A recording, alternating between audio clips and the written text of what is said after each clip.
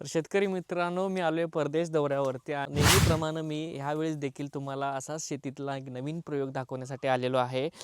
तसं पाहायला गेलं तर हातातलं माझ्या फळ बघून तुम्हाला लक्षात आलं असेल की मी कुठल्या फळबागेमध्ये आलेलो आहे. तर आपण एका बोराच्या बागेमध्ये आलो आहे आणि आपल्या रुक्मिणी फार्ममध्ये गेले 10 ते 15 वर्ष ॲपलवरती भरपूर मोठ्या प्रमाणात काम झालेलं आहे. तर आत्ता अजून भविष्यात शेतकऱ्यांसाठी आपण नवीन काय गोष्टी आणू शकतो ह्या बोरांमध्ये, तर ह्या गोष्टीसाठी मी अभ्यास दौऱ्यावरती आल्यानंतर आता मी एका अशा फार्ममध्ये आलो आहे. तर हे बोरच नाही तर सफरचंदापेक्षाही मोठी साईज आणि खायला अतिशय गोड खुसखुशीत अशा बोराच्या एका प्रजाती पाहायला मी आलेलो आहे. आणि इथं बघू शकताय प्रत्येक फळ एकदम सुंदर असं गोल शेपमध्ये अगदी सफरचंदासारखं. म्हणजे हे बघा, साईजलाही खूप मोठं आणि असं खाल्ल्यानंतर जर तुम्ही बघितलं तर अतिशय रसाळ,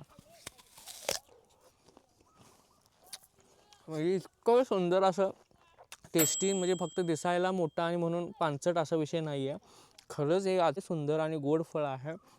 आणि ही बोराची बाग आहे. कुणाला कशा पद्धतीने शेती उभा केलेला आहे, नेमकी कोणती व्हरायटी आहे, याची खासियत काय आहे, तर हे सगळं बघण्यासाठी नक्की लाईक करा, शेअर करा आणि सबस्क्राईब करा.